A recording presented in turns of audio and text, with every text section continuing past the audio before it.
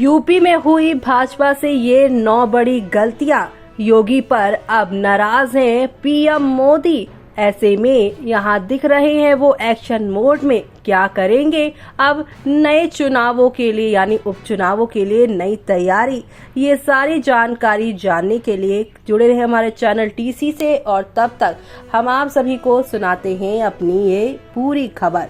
लोकसभा चुनाव 2024 के लिए तारीखों की घोषणा से पहले ही भाजपा ने अब की बार 400 पार का नारा दिया था। इसके हिसाब से पार्टी पदाधिकारी और कार्यकर्ता भी चुनावी तैयारी में जुट रहे थे। हालांकि चुनाव परिणामों ने इनकी हवा निकाल दी है, यानी कि जनता ने भाजपा के नारे को सिरे से नकार दिया। अब लोगों के मन में सवाल उठ रहे हैं कि आखिर ऐसा क्या कारण था कि जिनकी वजह से भाजपा को मतदाताओं ने इतनी बुरी तरह से निराश कर दिया, वो भी यूपी में, जहां पर अयोध्या में राम मंदिर बनाया, जिसकी वजह से ऐसा लग रहा था कि यहां पर इस बार का सारा से ज्यादा वोट यहां पर जो है बीजेपी खेमे में जाएगा। लेकिन यहां सब कुछ पलट गया है। खबर यहाँ पर जो है वो आप सभी को बताते हैं क्या है। लोकसभा 2024 के शुरुआत से ही यूपी में कई जगह भाजपा के चयनित प्रत्याशियों का विरोध शुरू हो गया था। भाजपा ने स्थानीय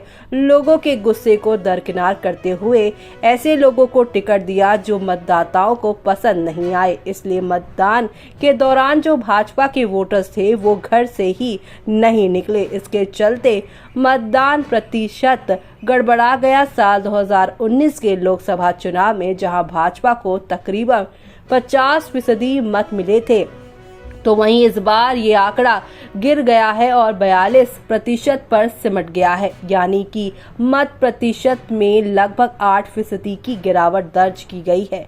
ये यूपी भाजपा की हार का एक बड़ा कारण समझा जा रहा है। तो वहीं यूपी में समाजवादी पार्टी ने भाजपा की रणनीति के उलट प्रत्याशी चुनने में सामाजिक समीकरण का पूरा ध्यान रखा। हालांकि सपा का यहाँ पर हमेशा से ही जो है सपा पे हमेशा से ही आरोप लगते आए हैं कि समाजवादी पार्टी सिर्फ एक सामुदायिक या जाति के लोगों को ही टिकट देने में जो है आगे रहती है। लेकिन इस बार अखिलेश ने काफी सतर्क रहते हुए जातिगत समीकरणों को देखते हुए चुनावी मैदान में अपने प्रत्याशी उतारे। इसके साथ ही सपा प्रत्याशी जमीन पर उतरकर भाजपा को टक्कर देने में जुटे रहे। मेरठ, घोसी, मिर्जापुर जैसी सीटें इसका सबसे बड़ा उदाहरण है, जहां अखिलेश ने सूझबूझ से भाजपा प्रत्याशियों के लिए यहां मुसीबत खड़ी कर दी थी। तो वहीं लोकसभा चुनाव की घोषणा के साथ ही प्रधानमंत्री नरेंद्र मोदी ने जैसे ही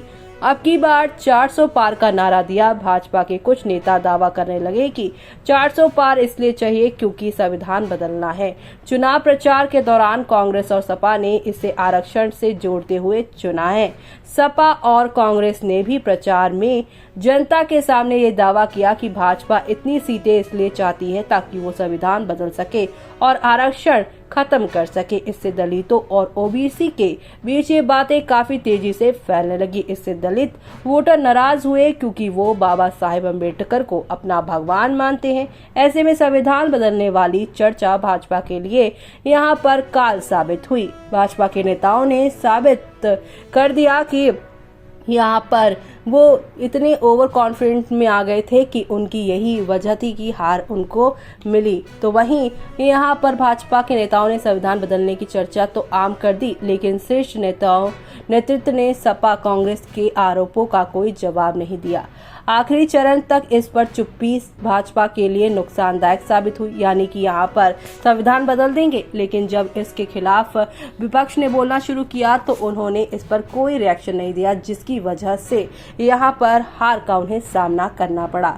लोकसभा चुनाव की शुरुआत से ही भाजपा कार्यकर्ता पीएम मोदी के चेहरे पर चुनाव की बातें कही, जो कि प्रचार और जनसभाओं ने राहुल गांधी, प्रियंका गांधी समेत अखिलेश यादव हमेशा मोदी योगी सरकार पर ये आरोप लगाते रहे कि भाजपा सरकार युवाओं को नौकरी नहीं दे पा रही है, पेपर लीक हो जाता है, इसके लिए कोई पुख्ता इंतजाम नहीं किए जाते। ऐसे में बहुत सारे युवा सालों से प्रतियोगी परीक्षाओं की तैयारी कर रहे हैं, लेकिन अब उनकी उम्र निकल रही है, वो परीक्षा नहीं दे पा रहे हैं। वो युवाओं के लिए बड़ा मुद्दा था। इस पर भाजपा ने कोई सफाई नहीं दी। इसके साथ युवाओं को रिझाने के लिए कोई वादा भी नहीं किया। इसी वजह से जमीन पर भारी संख्या में युवा भाजपा से नाराज और इसी का नतीजा है कि ये रिजल्ट आया। तो वहीं यहाँ पर सुप्रीमो मायावती इंडिया ब्लॉक से अलग जरूर थी, लेकिन उन्होंने ऐसे कैंडिडेट उतारे जो सपा कांग्रेस गठबंधन के लिए फायदा बन गए और बीजेपी के लिए नुकसानदायक।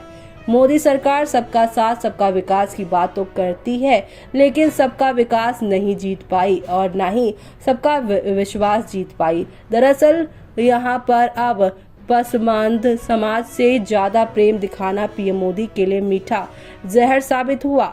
इस वजह से धर्म के नाम पर भाजपा से जुड़े रहने वाले मूल वोटर्स नाराज हो गए। तो वहीं लोकसभा चुनाव 2024 में पिछले 2 चुनाव जैसे जोश कार्यकर्ताओं में दिखा, यहाँ तक कि कार्यकर्ताओं में पुरानापन भी दिखा, यानी कि वो उत्साह नहीं दिखा जो वजह उनकी हार की बना।